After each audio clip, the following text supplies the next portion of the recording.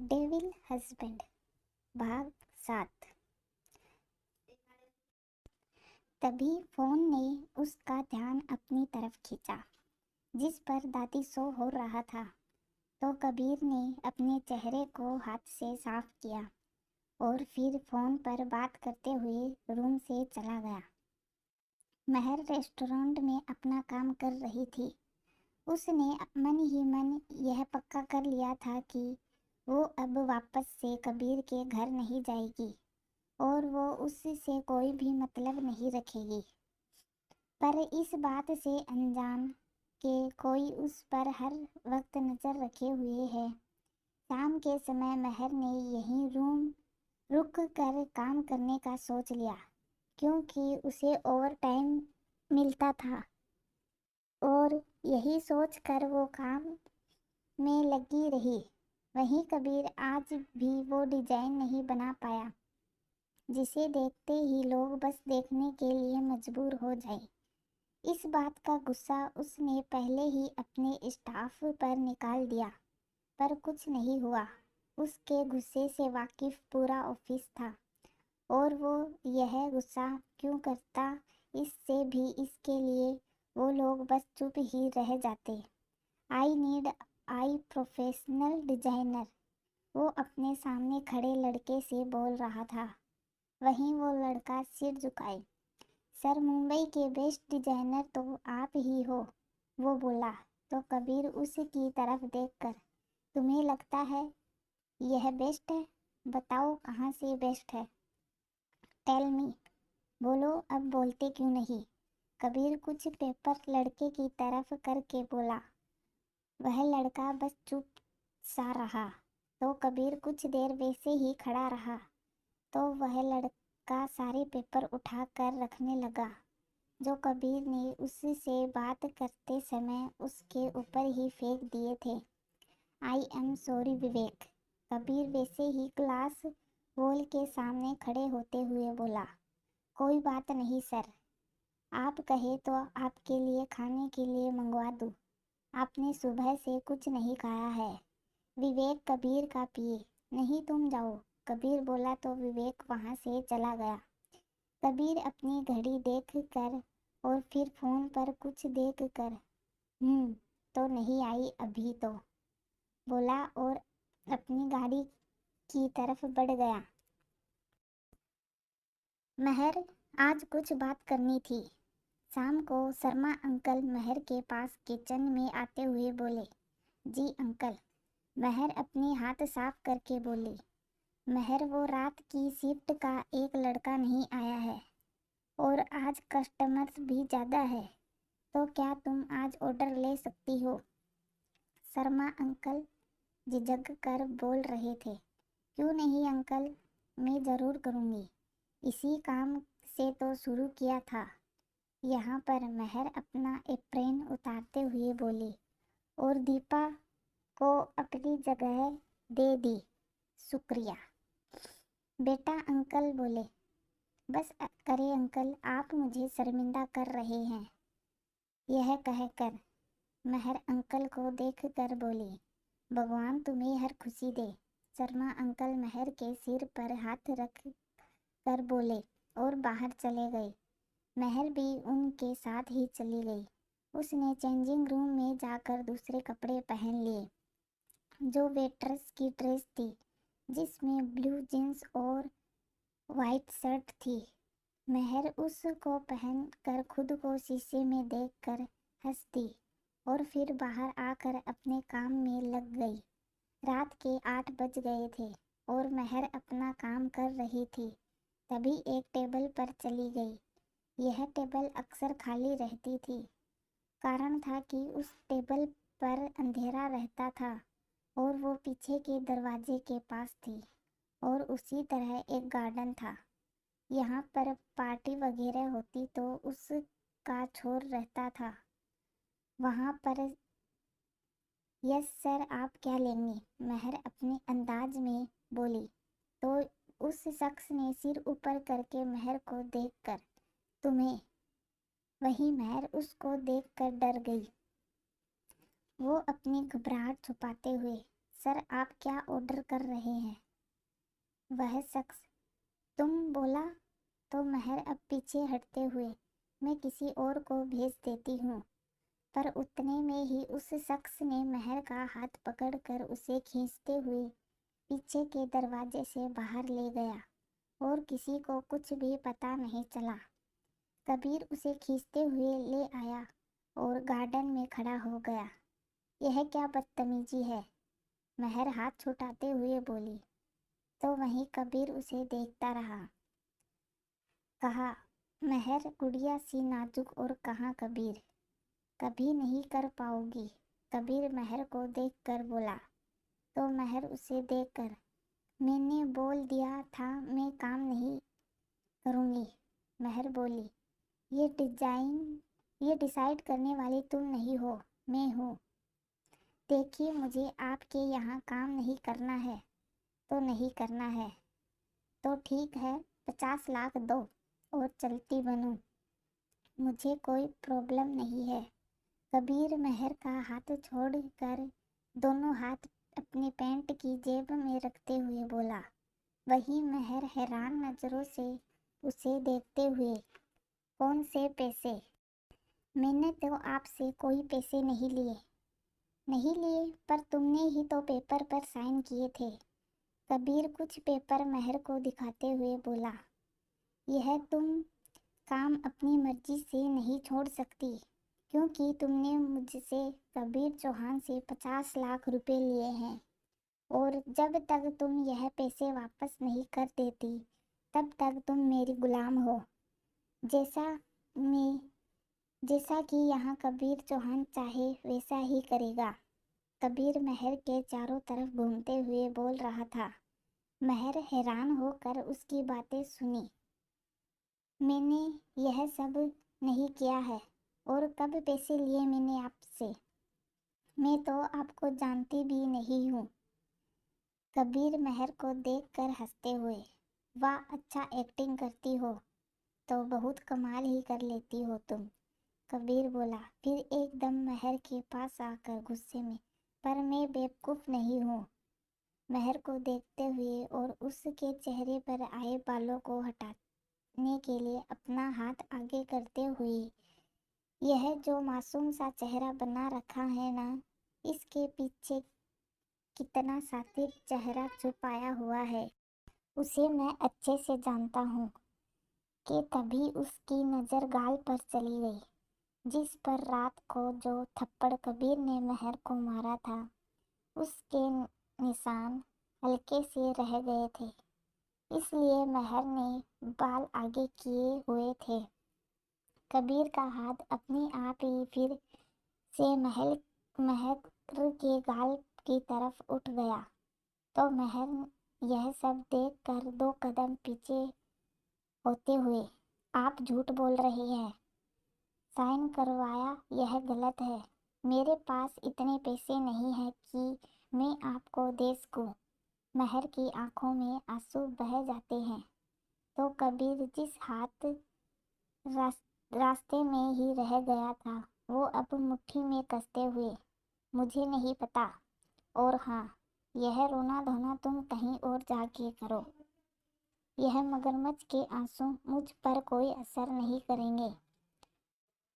और एक और रास्ता भी है, कबीर बोला और महर को देखने लगा। महर भी उसके बोलने का इंतजार कर रही थी। 2 दिन में मेरे पैसे नहीं मिले ना तो वो तुम्हारी अम्मा को जेल हो जाएगी, पेपर में तो ऐसा ही लिखा है। कबीर बोला और पेपर को अपने कोट की जेब में रख लिया। तुम सच में एक घटिया इंसान हो। तो कबीर गुस्से में जलते हुए, अभी मेरा घटियापन देखा ही कहाँ है, और महर की तरफ बढ़ने लगा। वही महर उसे अपनी तरफ आते देख पीछे हो जाने लगी और अब वो दीवार से लग गई। क्या हुआ? डर लग रहा है मुझसे? कबीर महर के पास आकर बोला। तो वही महर जो पहले से ही डरी हुई थी अब कबीर के ऐसे पास आने पर कांपने लगी। तुम कौन हो? क्या हो? मुझे फर्क नहीं पड़ता, मुझे मेरे पैसे दो और चलती बनो। जा यहाँ काम पर सुबह आ जाना, नहीं तो पुलिस पक्का ही आ जाएगी कल। कबीर बोला और एकदम से वहाँ से चला गया। वही महर, जो अभी भी डरी सी कांप रही थी, वह घुटनों के बल बैठ गई और रोने लगी। तभी उसे लगा कि उसका फ़ोन बज रहा है, तो उसने जींस की जेब से फ़ोन निकाला और उसे देखा तो अम्मा लिखा हुआ शो कर रहा था। महर ने आंसू साफ किए और अम्मा से बात करने लगी। कुछ देर बाद उठी और वहाँ से वॉशरूम में चली गई और चेहरा साफ करके बाहर आई। फिर से अपने काम में लग गई। भाग 8। महर वापस अपना काम करने लगी। सब ठीक तो है ना? मीनू उसे लेने आई थी। महर को ध्यान से देखकर बोली, हाँ यार, सब ठीक है, चल चलते हैं। महर स्कूटी पर बैठते हुए बोली।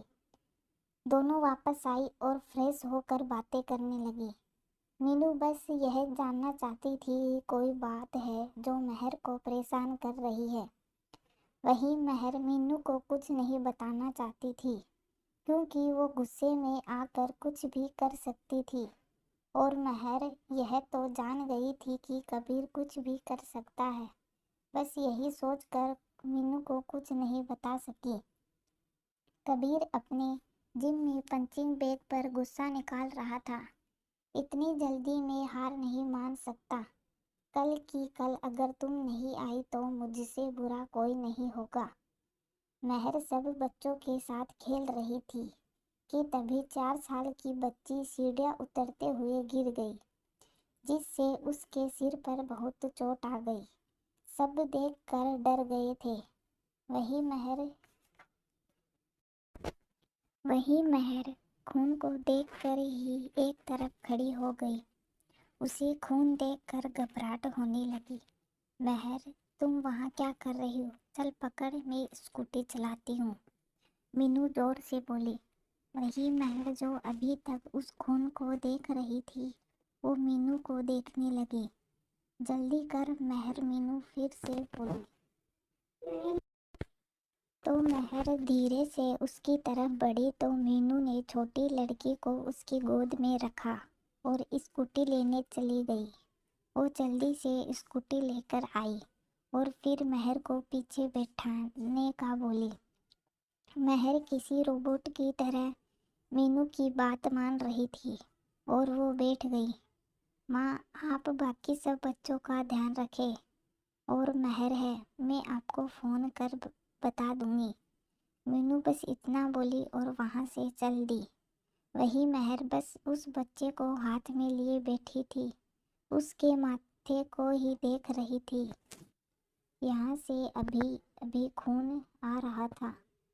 पास के ही हॉस्पिटल दोनों चली गई और वहाँ जाकर मीनू ने जल्दी से उस बच्चे को डॉक्टर को दिखाया तो डॉक्टर ने जल्दी इलाज शुरू कर दिया। बच्ची बेहोश थी और इसीलिए डॉक्टर ने उसे एक रात के लिए एडमिट कर दिया। मीनू और महर दोनों ही बच्ची के पास थे। यार, पता नहीं कैसे हो गया, मीनू महर को देखकर बोली। वही महर बस सामने दीवार को देख रही थी। मुझे छोड़ दो। नहीं, ऐसा मत करो, रोते हुए एक लड़की चिल्ला रही थी। तुम छोड़ने की चीज़ नहीं हो, एक लड़के की आवाज़ आई। मैं किसी को कुछ नहीं बताऊंगी, मुझे जाने दो, लड़की हाथ जोड़कर बोल रही थी। बिल्कुल नहीं, बोलते हुए एक लड़के ने चाकू से वार कर दिया। क्या हुआ? तुम इतनी घबरा क्यों रही हो? कितना पसीना आ रहा है? मीनू महर को हिलाते हुए बोली। दोनों रात को वहीं हॉस्पिटल में ही रही, जिस वजह से महर वहीं कुर्सी पर सो गई। मीनू उसे उठाते हुए बोली, नहीं कुछ नहीं, वो बस पीहू। कैसी है? महर जल्दी से उठकर बोली। तो मीनू उसे बैठाते हुए, पानी पी ले। महर ने पानी पिया। तू ठीक है ना? मुझे पता है आज भी तू वो सब भूल नहीं पाई और खून देखकर डर जाती है। तुम्हें सब भूल नहीं सकती क्या?